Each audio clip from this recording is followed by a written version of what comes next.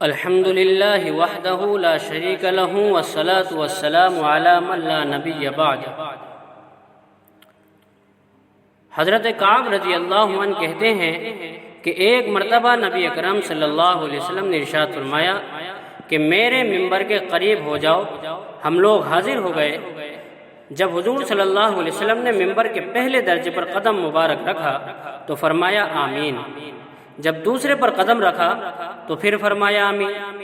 جب تیسرے پر قدم رکھا تو پھر فرمایا آمین۔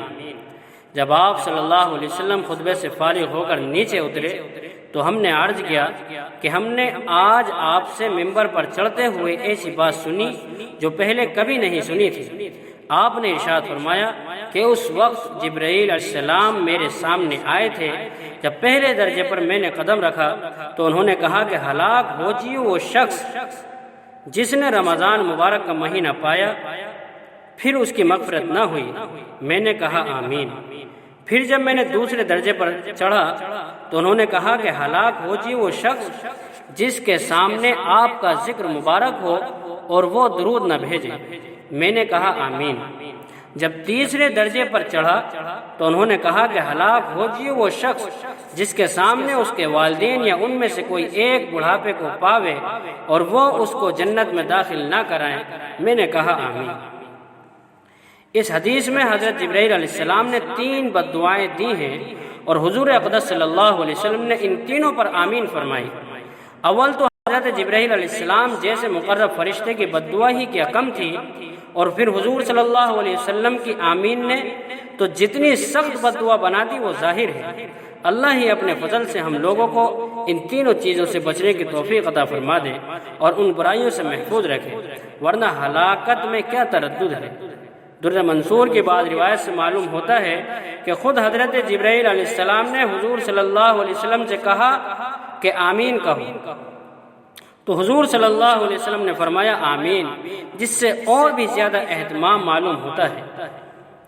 اول وہ شخص جس پر رمضان المبارک گزر جائے اور اس کی بخشش نہ ہو، یعنی رمضان المبارک جیسا خیر و برکت کا زمانہ بھی غفلت اور معاصی میں گزر جائے کہ رمضان المبارک میں مغفرت اور اللہ جل شانہ کی رحمت بارش کی طرح برستی ہے، پس جس شخص پر رمضان المبارک کا مہینہ بھی اس طرح گزر جائے کہ اس کی بدعمالیوں اور کوتاہیوں کی وجہ سے وہ مغفرت سے محروم رہے تو اس کی مغفرت کے لیے اور کون سا وقت ہوگا اور اس کی ہلاکت میں کیا تعامل ہے۔ اور مغفرت کی صورت یہ ہے کہ رمضان المبارک کے جو کام ہیں یعنی روزہ تراویح ان کو نہایت اہتمام سے ادا کرنے کے بعد ہر وقت کثرت کے ساتھ اپنے گناہوں سے توبہ و استغفار کرے۔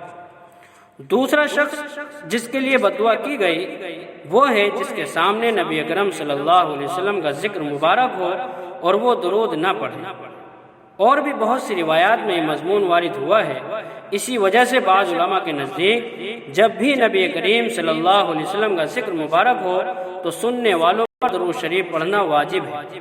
حدیث بالا کے علاوہ اور بھی بہت سی روایتیں اس شخص کے بارے میں وارد ہوئی ہیں جس کے سامنے حضور اقدس صلی اللہ علیہ وسلم کا تذکرہ ہو اور وہ درود نہ بھیجے۔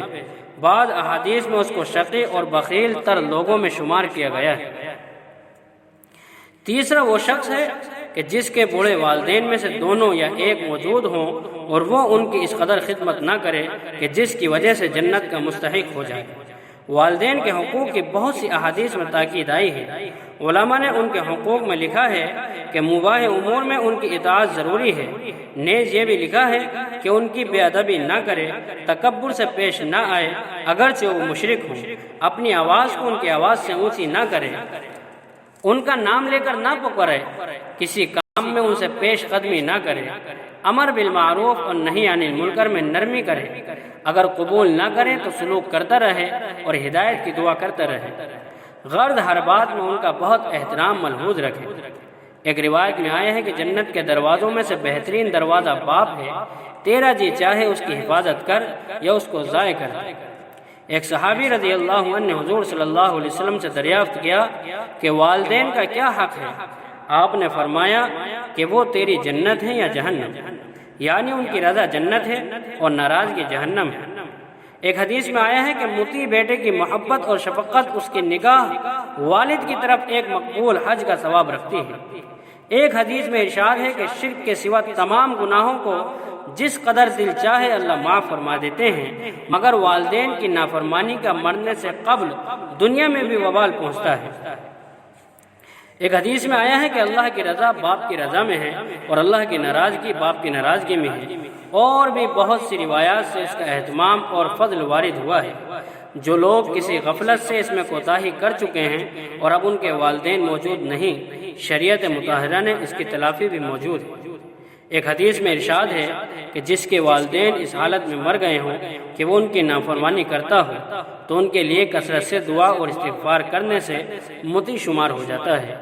ایک دوسری حدیث میں وارد ہے کہ بہترین بھلائی باپ کے بعد اس کے ملنے والوں سے حسن سلوک ہے۔ اللہ رب العزت ہمیں عمل کی توفیق عطا فرمائے۔ وما علینا الا البلاغ۔